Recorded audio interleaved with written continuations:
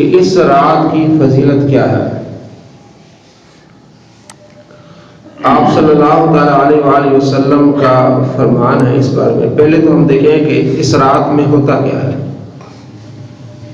شب برات، شب رات، رات اور برات چھٹکارے والی، اس میں مسلمان اللہ کی بارگاہ میں گڑ گڑا کے بخشش کی دعائیں کرتے ہیں، بخشش مانگتے ہیں، استغفار کرتے ہیں جو اللہ کو پسند ہے۔ بخشش مانگنا، توبہ کرنا اللہ کو اتنا پسند ہے۔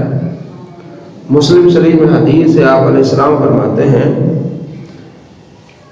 جس کی وضاحت آپ علیہ السلام نے خود فرمائی کہ اللہ کو پسند کتنا ہے یہ بخشش مانگنا، توبہ کرنا، گڑ گڑانا، اللہ کو کتنا پسند ہے۔ تو آپ علیہ السلام نے ایک مثال دے کے سمجھایا کہ اللہ کو اتنا پسند ہے، اتنا خوش ہوتا ہے اللہ تبارک و تعالیٰ۔ آپ علیہ السلام فرماتے ہیں کہ بندہ سفر میں ہو، کھانا پینا اس کا سامان جو ہے وہ ایک جانور کو، سفر پہ جا رہا ہے، ایسی جگہ آئی جہاں کوئی انسان نہیں ہے، یہ ہے اس کا جانور ہے، تھوڑی دیر کے لیے بیٹھ جاتا ہے کہ چلو تھوڑا سا سستا لیتا ہوں، اتنی دیر میں جانور اس کا نکل جاتا ہے۔ حدیث کا خلاصہ بتا رہا ہوں، مسلم شریف میں۔ السلام علیکم جی۔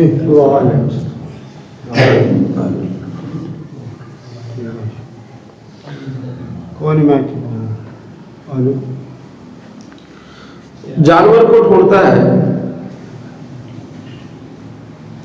جانور اس کو نہیں ملتا، کیونکہ اب اسے پتا ہے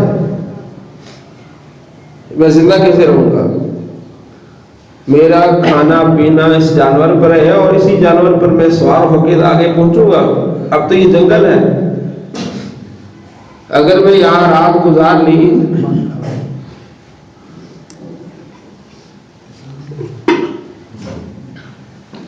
تو اس کے ذہن میں کئی سوالات ہیں، اب میرا بنے گا کیا؟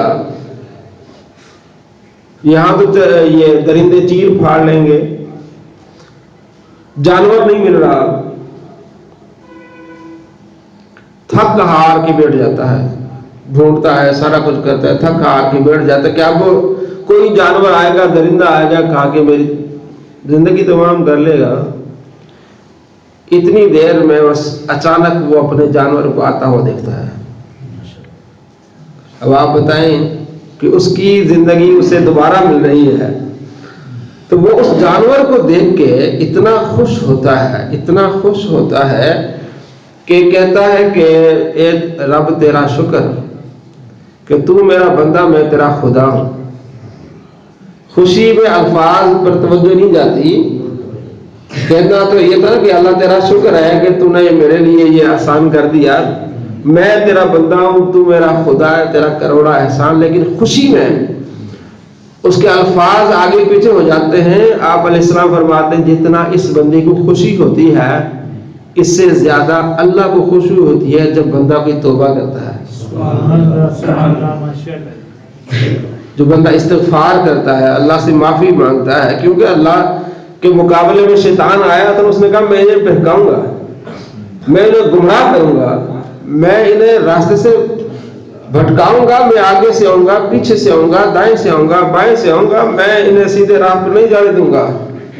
لیکن یہ اللہ کا بھی وعدہ ہے کہ جس نے توبہ کی اس کے گناہوں کو بھی نیکی میں بدل دوں گا۔ تو اللہ تبارک و تعالیٰ خوش ہوتا ہے کہ کوئی توبہ کرے، کوئی استغفار کرے۔ تو اس رات بالخصوص، کون سی رات؟ شب برات کی رات مسلمان توبہ اور استغفار کرتے ہیں، اللہ سے معافی مانگتے ہیں، اللہ کی بارگاہ میں گڑ گڑاتے ہیں۔ تو یہ وہ رات ہے، اسے کہتے ہیں شب برات۔ آپ صلی اللہ تعالیٰ علیہ وآلہ وسلم کے اس پر احادیث ہیں، آپ صلی اللہ تعالیٰ علیہ وآلہ وسلم کے فرامین اس پر کہ جو اس رات کو توبہ کرتا ہے اللہ کریم ان کی بخشش فرماتا ہے۔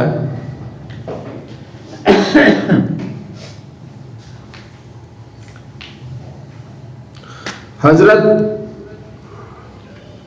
मुआज बिन जबल रदी अल्लाह तआला अन्हु से रिवायत है कि आप सल्लल्लाहु तआला अलैहि वसल्लम ने इरशाद फरमाया, अल्लाह ताला इस शाबान की रात अपनी मखलूक की तरफ मुतवज्जे होता है खास तौर पर। वैसे तो हर साल ही और पूरा साल ही अल्लाह तबारक व तआला मुतवज्जे होता है। बुखारी मुस्लिम में रिवायात, जब आखिरी पहर आता है तो अल्लाह तबारक व तआला मुतवज्जे होता है, कौन है जो मुझसे मांग रहा है, कौन है जो बख्शिश मांग रहा है, तलब कर रहा है, तो वो अल्लाह। लेकिन यहाँ के बारे में आता है बिलखुसूस ये रात जैसे मगरिब शुरू होती है, क्योंकि इस्लामी महीनों में, इस्लामी तारीखों में आप जब मगरिब की नमाज आपने पढ़ ली, अजान होगी तो आपकी अगली तारीख शुरू होगी। अंग्रेजी में तो ये होता है ना कि 12 बजे के बाद अगली तारीख शुरू होती है, लेकिन इस्लामी तारीख के लिहाज से मगरिब के बाद अगली तारीख शुरू हो जाती है। तो अल्लाह तबारक व तआला के महबूब सल्लल्लाहु तआला अलैहि वसल्लम इरशाद फरमाते हैं, अल्लाह ताला ने इस शाबान की रात अपनी मखलूक की तरफ मुतवज्जे होता है, बस मुशरिक और कीना परवर के सिवा हर एक की मगफिरत फरमा देता है। मुशरिक की तो है ही नहीं बख्शिश, और कीना परवर जो लोगों के, जो जिसके दिल में बुग़्ज़ है, हसद है, उसको टाइम मिल रहा है कि ये तौबा कर ले, मुसलमानों से हसद न करे, बाकी जितने भी लोग हैं अल्लाह तबारक व तआला उनकी बख्शिश फरमा देता है। इस रात इसलिए मुसलमान जागते हैं, अल्लाह तबारक व तआला का जिक्र करते हैं, याद करते हैं। आप सल्लल्लाहु तआला अलैहि वसल्लम के दूसरे सहाबी हजरत अबू मूसा अशअरी रदी अल्लाह तआला अन्हु रिवायत करते हैं कि आप सल्लल्लाहु तआला अलैहि वसल्लम, बेशक अल्लाह ताला निस्फ शबान की रात अपनी मखलूक की तरफ मुतवज्जे होता है, बस मुशरिक और कीना परवर के सिवा हर एक की मग़फ़िरत फरमाता है। ये इब्न माजा में हदीस है, इसको मुहद्दिसीन कहते हैं हसन हदीस है, मोतबर हदीस है कि आप सल्लल्लाहु तआला अलैहि वसल्लम के फरमान कि अल्लाह बख्शिश फरमाता है, तो इस रात को इबादत करने वालों की क्या होती है? बख्शिश होती है। मुसलमान इस रात को इबादत करते हैं, अल्लाह को याद करते हैं, और ये आज से नहीं है, क्योंकि फरमान मुस्तफा है सल्लल्लाहु अलैहि वसल्लम शुरू से। इस पर मेरी पूरी एक तहकीक है, ठीक है, जो मेरा पीएचडी का मकाला है उसमें एक फसल इसी पर है, क्योंकि बहुत सारे लोग इस रात के मुखालिफ इतने हो जाते हैं, कहते हैं ये बिदअत है। बिदअत मतलब नया काम है, ठीक है, हराम काम, जहन्नम में ले जाने वाला काम।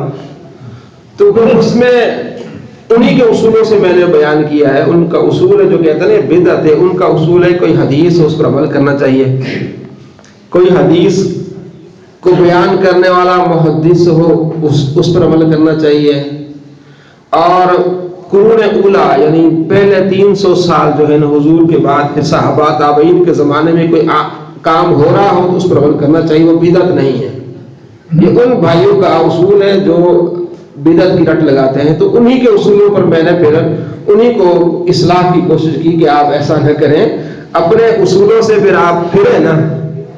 उनका एक उसूल यह है कि जितने भी बड़े मुहद्दिसीन हैं, यानी 300 साल हुजूर से 300 साल तक अगर बड़े बड़े शहरों में ये अमल हुआ है तो हमें दिखा दें, ये बिदअत नहीं होगा।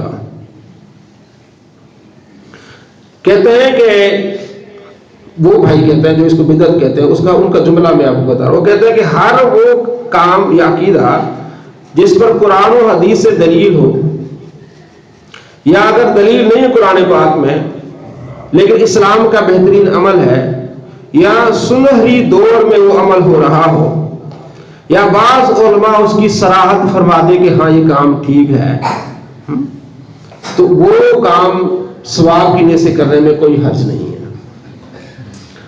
अब पहले मैं आपको बताता हूं कि मक्के के लोगों का अमल, इमाम बुखारी रहमतुल्लाह अलैह और इमाम मुस्लिम के ज़माने का एक बहुत बड़ा अहले इल्म है, उसका नाम है मोहम्मद बिन इसहाक फाकिही। 272 हिजरी में वो अल्लाह को फौत हो गया, 300 साल से पहले का ही है, उनके ज़माने का है। उसने फिर मक्के की हिस्ट्री लिखी है। مکے کی ہسٹری لکھی، اس زمانے میں لکھی ہے، کتاب کا نام ہے اخبار مکہ، مکے کی خبریں، مکے میں کیا ہو رہا ہے اس زمانے میں۔ وہ لکھتے ہیں کہ مکے میں جب یہ رات آتی تھی کہ مکے میں کیا ہوتا تھا۔ وہ اپنی کتاب، آج بھی نیٹ پہ کتاب یہ موجود ہے، مکتبہ شاملہ ایک بہت بڑی کتاب کا ایک لائبریری، اس میں سے میں نے یہ لی ہے۔ وہ کہتے ہیں کہ مردوں اور عورتوں کی اکثریت مسجد میں آتی، یعنی خانہ کعبہ میں آتے ہیں۔ مردوں کی اکثریت کیا آتی، عورتوں کی اس رات کو، نصف شعبان کی رات کو بیت اللہ میں آ جاتے ہیں، مسجد حرام میں آ جاتے ہیں، پس وہ نماز پڑھتے ہیں اور کعبے کا طواف کرتے ہیں۔ اب ایک بندہ 272 ہجری کو فوت ہوا ہے تو یہ واقعی پہلے کے نا، 250 کے ہو سکتے ہیں، 240 کے، حضور کے بہت قریب، یعنی 300 سال کے اندر اندر کا یہ وہ احوال بتا رہے ہیں کہ مکے میں ایسا ہوتا تھا۔ اور اپنی رات کو زندہ کرتے، مکے والے اپنی رات کو زندہ کرتے، پوری رات اللہ کی عبادت کرتے۔ اس شعبان کی رات، اس میں ایک تو طواف کرتے، اب بندہ ایک طواف 7 چکر ہوتے ہیں طواف کے، تھک جاتے، پھر کیا کرتے، پھر تلاوت قرآن پاک کرتے ہیں۔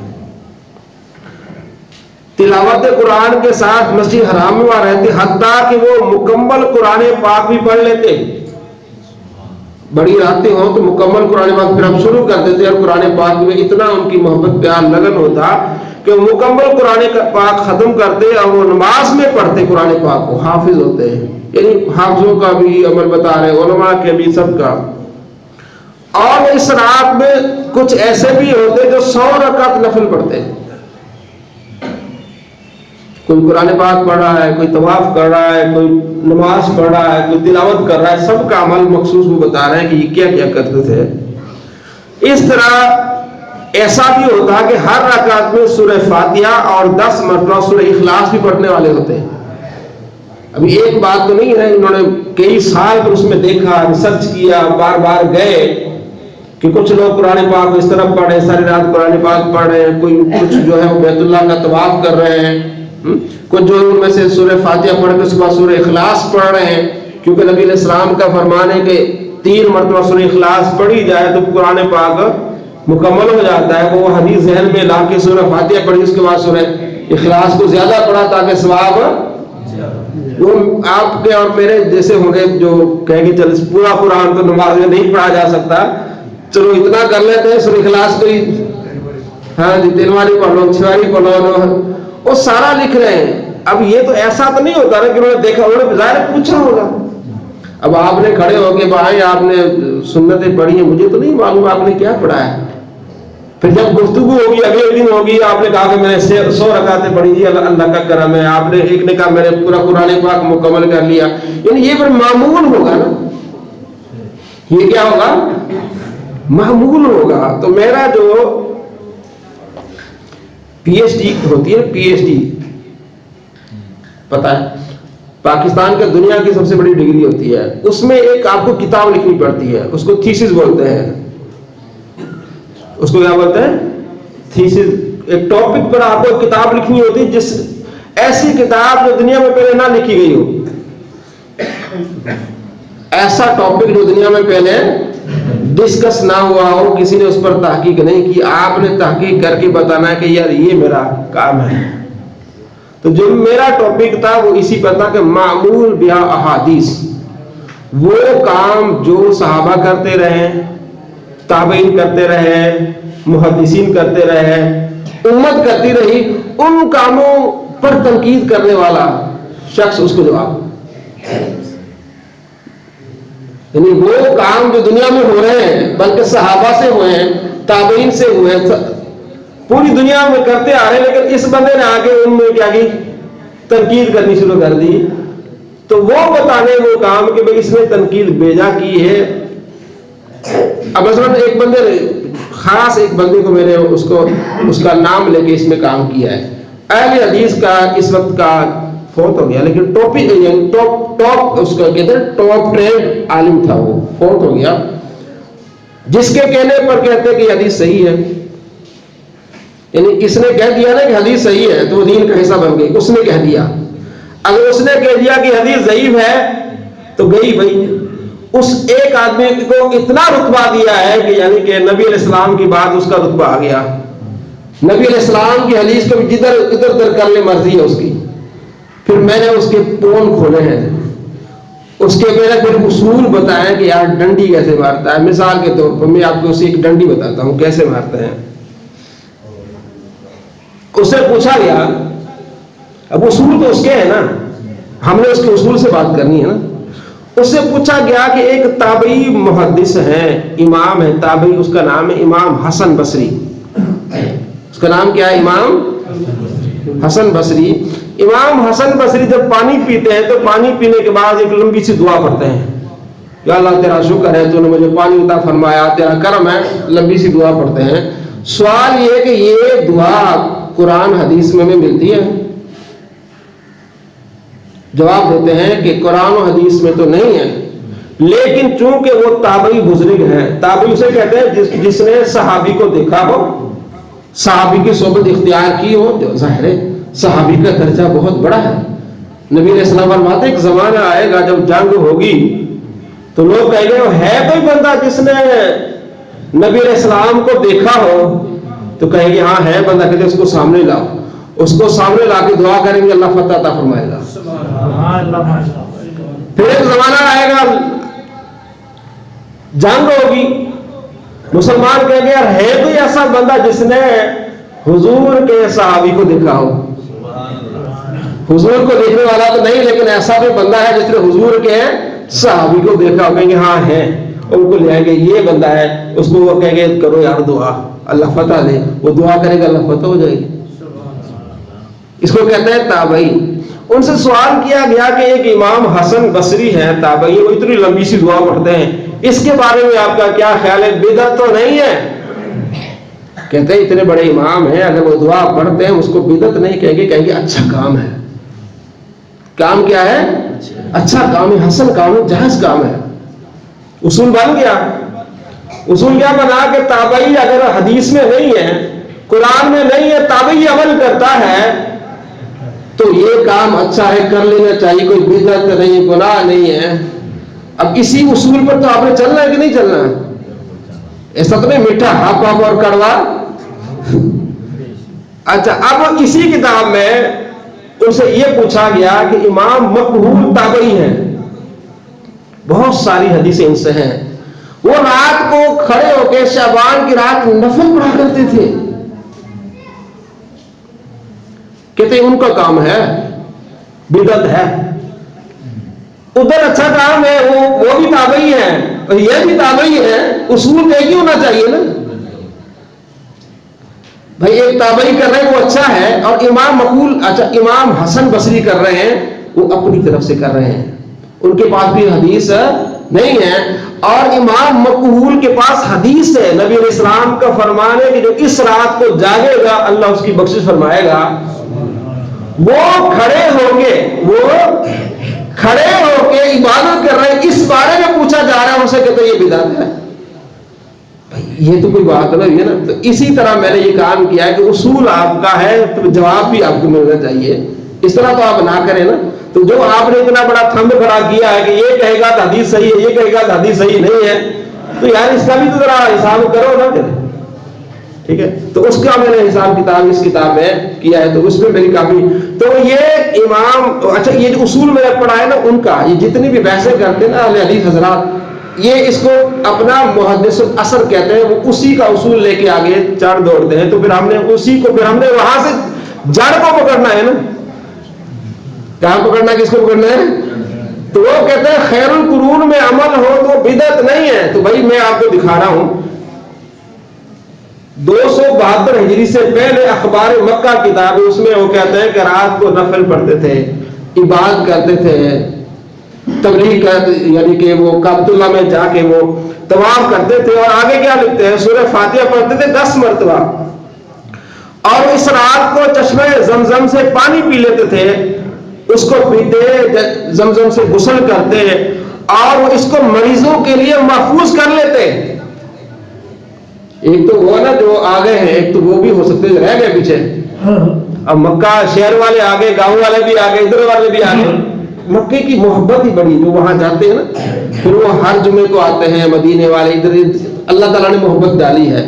ابھی ہم گئے نہیں، جو گیا ہے اسے پتا ہے. اللہ ہم سب کو لے جائے. ابھی ہمارے اندر نا اتنی تڑپ نہیں ہے کیونکہ ہم گئے نہیں. جب آپ ایک مرتبہ ہو کے آئیں گے نا پھر آپ کو سکون نہیں آئے گا، آپ کو چین نہیں آئے گا یار کوئی ایسا کوئی سبب بن جائے دوبارہ جاؤں، کیونکہ آپ دیکھ کے آئے ہوں گے نا. تو وہ جو مریض جو آگے وہ عبادت کرتے ہیں، پھر جو آئے ہیں وہ پانی لے جاتے ہیں ان کے لیے جو گھر میں بیمار ہے.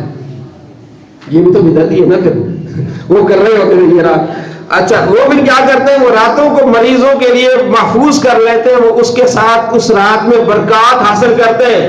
پانی رکھ کے نمازیں پڑھتے ہیں، یار پانی لیا ہے نا چلو پھونک بھی ماری جائیں، اللہ کا ذکر بھی کری جائیں، جا کے مریضوں کو پلانے، اللہ ان کو شفا عطا فرمائے. یہ مکے میں ہوا کرتا تھا اس زمانے میں، یہ وہ لکھ رہے ہیں. اور اس بارے میں بہت ساری روایات ہیں. وہ کہنا اکیلی یہ بات میں نہیں کر رہا، بہت ساری روایات ہیں کہ مکے والوں کا یہ عمل تھا کہ نصف شعبان کی رات کو اللہ کی عبادت کرتے تھے. تو بدعت کا حکم لگانے والے پھر کدھر چلے جاتے ہیں. اب آئیے محدثین کا عمل. اس وقت دنیا میں دیکھیں بڑی کتابیں ہیں، لیکن ایک کتاب تاریخ ابن عساکر، ایسی کتاب آج نہیں ملے گی آپ کو. اس کا نام کیا ہے؟ تاریخ ابن عساکر. یہ آپ قرآن پاک دیکھ رہے ہیں نا، یہ قرآن پاک، اس کو پڑھنے میں ٹائم لگے گا، ٹھیک ہے. اس طرح اگر 80 جلدیں ہو تو کتنا ٹائم لگے گا؟ اس طرح کی کتنی جلدی ہونی چاہیے؟ پڑھنے میں ٹائم کتنا لگے گا مجھے آپ بتائیں. پھر جس نے لکھی ہوگی، جس نے ریسرچ کی ہوگی، اس کا مقام کیا ہے؟ اس کی ایسے تو نہیں لکھا آپ نے پکڑا تو لکھی گئے. آپ یہ جو لکھنے میں بہت سارا ٹائم لگتا ہے. آپ 2 پیج بھی کبھی آپ لکھیں نا آپ کو پتہ لگ جائے گا، کیونکہ ایک ایک حرف کے آپ ذمہ وار ہوتے ہیں جو آپ لکھ رہے ہوتے ہیں. میں بول رہا ہوں زبان کی تیزی بھی ہو سکتی ہے، سلپ آف ٹنگ بھی ہو سکتا ہے، میری زبان آگے پیچھے بھی ہو سکتی ہے، لیکن جو لکھا ہے یہ میں نے لکھا ہے. اس محدث کا اس کا نام ہے، جو کتاب کا نام ہے ابن عساکر، یعنی اس جو محدث ہے اس کا نام ہے ابو القاسم علی بن حسین علی بن حسن المعروف ابن عساکر. ٹھیک ہے. اور جس کی میں بات کر رہا ہوں نا، اہل حدیث کے بڑے جو عالم جن کے بارے میں پھر میں نے یہ کام کیا، ان کا پھر آپ کو ظاہر ہے جب آپ تھیسس کرتے ہیں تو پھر سارا ان کا پڑھنا پڑتا ہے، آپ کو دیکھنا پڑتا ہے. ان کے پاس ایک بندہ گیا کہ میں آپ کی لائبریری دیکھنے کے لیے آ رہا ہوں. تو لائبریری دکھا کے کہتے ہیں آؤ میں تمہیں ایک نایاب چیز دکھاتا ہوں. یہ نایاب چیز ہے ابن عساکر کی 80 جلدوں والی کتاب. کون سی کتاب؟ ابن عساکر کی 80 جلدوں والی کتاب. اسے پوچھا گیا کہ آپ ماشاءاللہ پڑھے لکھے ہیں، آپ کے دل میں کبھی چاہت ہوئی کسی کتاب لینے کا، خریدنے کا؟ اس نے کہا یہ جو کتاب ہے نا 80 جلدوں والی، بڑے پاپڑ بیلے ہیں میں نے اس پر، بڑی میری چاہت رہی کہ اس کتاب کو لوں، کیونکہ یہ کتاب 1200-1500 کی آتی ہے، تو 80 کتابیں آپ پتہ ہے 2-2.5 لاکھ کی، تو پھر وہ پورا ایک بنڈل ہوگا. اتنے بڑے عالم کے بارے میں ان کا بیٹا کیا کہہ رہا ہے؟ اتنے بڑے عالم کے بارے میں ان کا بیٹا کہہ رہا ہے. اور یہ امام ذہبی جو کتاب محدث سے بہت بڑے وہ لکھ رہے ہیں، ان کا بیٹا کہہ رہا ہے کہ میرے والد صاحب باجماعت نماز پڑھنے کے عادی تھے. ابن عساکر کا بیٹا کہہ رہا ہے کہ میرے والد صاحب باجماعت نماز پڑھنے کے عادی تھے. وہ باجماعت نماز پڑھتے تھے اور ہفتے میں ایک قرآن پاک مکمل کر لیتے تھے. جمعے کے دن آج مکمل کیا، ہفتے کو شروع کرنا ہے، جمعے کے دن مکمل کرنا ہے، ہفتے کو شروع کرنا ہے اور جمعے کے دن مکمل کرنا ہے. اس انداز سے 3 سپارے پڑھ لیے، 4 سپارے پڑھ لیے اور جمعے کو قرآن پاک مکمل ہو جائے. وہ معمول بتا رہے ہیں. ظاہر اتنا بڑا محدث ہے، پھر لوگ آتے ہیں پوچھتے بھی آپ کے والد صاحب کیا کرتے تھے، ان کا اتنا کارنامہ ہے بڑا. ٹھیک ہے جی. یہاں 2-4 کتابیں لکھی جائیں اس کا بڑا نام ہوتا ہے. ٹھیک ہے جی. تو وہ بتاتے ہیں کہ اور رمضان کے ہر دن ایک قرآن پاک مکمل کرتے تھے. کتنی محبت ہے ان کو قرآن پاک سے. جب رمضان آتا تھا ہر روز ایک قرآن پاک مکمل کرنا ہے. اور اعتکاف کرتے تھے. آپ بہت زیادہ نوافل پڑھتے تھے. اور نوافل کیا؟ نصف شعبان کو آ گیا، نصف یعنی 15ویں شعبان کو نوافل کی کثرت کرتے. عیدوں کی راتوں کو نوافل کی کثرت کرتے. کیونکہ اللہ و لاب کے دن جو عیدوں کی راتیں ہوتے ہیں نا، جب عید کی رات آئے پورا مہینہ آپ نے اعتکاف کیا، سارا کچھ کیا، جو رات چاند رات آتی ہے پھر شیطان کھل جاتا ہے. ٹھیک ہے نا، جو اعتکاف کرنے والے بھی وہاں باہر ادھر گئے ادھر گئے، اس رات صبر کرنا بڑا مشکل ہوتا ہے کیونکہ ہر طرف خوشی کا سما ہوتا ہے، چل لمبی طرح ہو جائے. تو اس رات کو بھی وہ عبادت کرتے تھے. تو یہاں سے کیا پتہ چلا کہ اتنے بڑے محدث اس رات کو، اس نصف شعبان کو کیا کرتے تھے؟ عبادت کرتے تھے. یہ بدعت نہیں، بدعت ہے کیسے ہو سکتا ہے؟ آپ کھڑے ہو کے نماز پڑھے، نفل پڑھے، کیسے بدعت ہو سکتا ہے؟ لیکن پتہ نہیں کیوں اس کو جناب بدعت. اور یہ دیکھیں نا کتنی خوشی کی بات ہے کہ اللہ نے آپ کو ٹائم دیا اور آپ اس رات، ویسے ہر رات ہی کرنا چاہیے، اس میں تو ہے نہیں، لیکن کچھ راتیں ایسی ہوتی ہیں جن کی فضیلت بہت زیادہ ہو جاتی ہے، جن کے فضائل کیا ہو جاتے ہیں. تو اس رات کو تھوڑا بہت وقت نکال کے، ٹائم نکال کے ضرور عبادت کریں. میں نے ایک ویڈیو بنائی تھی، اس میں نے ٹائٹل دیا تھا کہ 8 اہل حدیث عالم شب برات کو مان گئے. کیونکہ اہل حدیثوں کو بڑی تکلیف ہوتی، پتہ نہیں کیوں تکلیف ہوتی ہے، حالانکہ ہونی تو نہیں چاہیے یار. آپ نماز پڑھیں، ذکر کریں، کسی کو اب جب یہ راتیں آتی ہیں نا پھر وہ شروع ہو جاتے ہیں کسی کو میسج کرنا، کسی کو واٹس ایپ کرنا، یہ حدیث ثابت نہیں ہے، یہ جو کر رہے ہیں یہ بدعت ہے. بھائی اللہ کے بندے جو کر رہے ہیں وہ اللہ کا ذکر کر رہے ہیں. پتہ نہیں شیطان ان کو کہاں سے ان کو انگل دیتا ہے، تو شیطان کی انگلیوں پر چڑھ جاتے ہیں. اور مسلمانوں کو پھر میں نے ان کو ٹکا کے جواب دیا، اگر یہ بدعت ہے تو پہلے ان 8 کا تو کوئی حساب کتاب کرو نا. ان میں سے سب سے بڑے ان کے امام ابن تیمیہ، ان سے پوچھا گیا، وہ کہتے ہیں یار یہ تو بڑی اچھی بات ہے، اس کے بارے میں تو بہت ساری روایات ہیں، میں نے ایک ایک لفظ لکھا ہے. ٹھیک، کیونکہ جب آپ تحقیق کرتے ہیں تو پھر آپ کو حوالہ دینا پڑتا ہے کس کتاب میں کس صفحے پر ہے، صفحہ بھی لکھنا پڑتا ہے اور جلد لکھنی پڑتی ہے، وہ ساری میں نے لکھی ہیں. تو وہ یہ کہہ رہے ہیں. اس کے علاوہ ان کے مولانا ثناء اللہ صاحب سے پوچھا گیا، کہتے یہ اچھا کام ہے بھائی، ذکر کر رہے ہیں، وہ بھی کہہ رہے ہیں اس بارے میں. عبد الرحمان مبارک پوری صاحب سے پوچھا گیا، وہ بھی کہہ رہے ہیں کہ یہ جو کہتے ہیں کہ حدیثیں ضعیف ہیں، یہ ان پر حجت ہے کہ اتنی حدیثیں ساری ضعیف ہیں. ان کے اہل حدیث کے بہت بڑے عالم ہیں، فوت ہو گئے 1998. ان کا نام ہے شیخ ناصر الدین البانی. شیخ ناصر الدین البانی مدینے میں کئی سال استاد رہے. ام القرا مدینے کی یونیورسٹی ہے، وہاں استاد رہے. انہوں نے اپنی کتابیں 5-6 روایتوں کو لکھا کہ یہ ساری صحیح روایات ہیں کہ شعبان کی رات کی عبادت کرنا یہ صحیح حدیث سے ثابت ہے. صحیح حدیث سے کیا ہے؟ لیکن جب کوئی بندہ ضد پہ آ جائے وہ نہیں مانتے. ٹھیک ہے، یہ دوسرا عبداللہ محدث روپڑی، وہ بھی اس کا. تو بہرحال یہ آج میں نے آپ کو بتایا کہ یہ جو شعبان کی رات منگل کو، منگل کا دن ہوگا اور بدھ کی، جتنا یہ نفلی عبادت ہے، فرض واجب نہیں ہے. تو نفلی عبادت جو کرے ٹھیک ہے، اچھی بات ہے، لیکن اس کو روکنا گناہ ہے. ایک نفلی عبادت جب چاہے آپ کر لیں، لیکن روکنے والا، اس کو بدعت کہنے والا وہ کیا ہوتا ہے؟ گنہگار ہوتا ہے. تو ہمیں گنہگار نہیں بننا. ہم نے اگر کوئی ہمیں کہے بھئی آپ مجھے میری ہیلپ کرو، مطلب آپ دکان میں بڑے ہیں، کہتے ہیں یار مجھے ٹائم دو، آج ذرا جلدی چھٹی دے دو، تو میں نے رات کی بات کرنی، آپ ان کو چھٹی دے دیں. آسانی پیدا کریں تاکہ آپ کے لیے بھی دعا کریں. اس رات کو عبادت کرنا ثواب کا کام ہے اور یہ کوئی بدعت نہیں ہے. جتنا ہو سکے اس رات میں آپ بھی حصہ ڈالیں. اور سب سے بڑی چیز جو ہے، سب سے بڑی چیز وہ یہ ہے کہ اللہ ہم سب کی بخشش فرمائے. اس کی بخشش ہو گئی. قرآن پاک میں اللہ فرماتا ہے سورہ آل عمران میں سیکنڈ لاسٹ رکوع، یعنی جو 20واں رکوع سے 19ویں رکوع میں اللہ فرماتا ہے اصل کامیابی یہ ہے. دنیا میں تو کامیابی ہوتی ہے نا کہ مجھے نوکری مل گئی، شادی ہو گئی، گاڑی ہو گئی، یہ ہو گیا، وہ ہو گیا. اللہ فرماتے ہیں اصل کامیابی یہ ہے کہ فمن زحزح عن النار وَأُدْخِلَ الْجَنَّةَ فَقَدْ فَازَ، جس کو جہنم سے نکال کے جنت میں ڈالا گیا، فقط فاز، یہ کامیابی ہے۔ یہ کیا ہے؟ تو بخشش کا مطلب یہ ہوتا ہے کہ اللہ نے اس کو بخش دیا، اس کے گناہ معاف کر دی، یہ جنتی بن گیا۔ بخشش کا مطلب کیا ہوتا ہے؟ اللہ اس کی بخشش فرمایا، مطلب کیا ہے کہ اللہ نے اس کو جہنم سے پناہ دے دی، اللہ نے اس کے گناہ بخش دیے، اب اللہ اس کو جنت میں اعلیٰ مقام عطا فرمائے گا۔ اس رات ہم سب کو اللہ توفیق عطا فرمائے، اپنے لیے دعا کریں، اپنے والدین کے لیے، اپنے تمام مسلمان بھائیوں کے لیے اللہ عمل کی توفیق نصیب فرمائے۔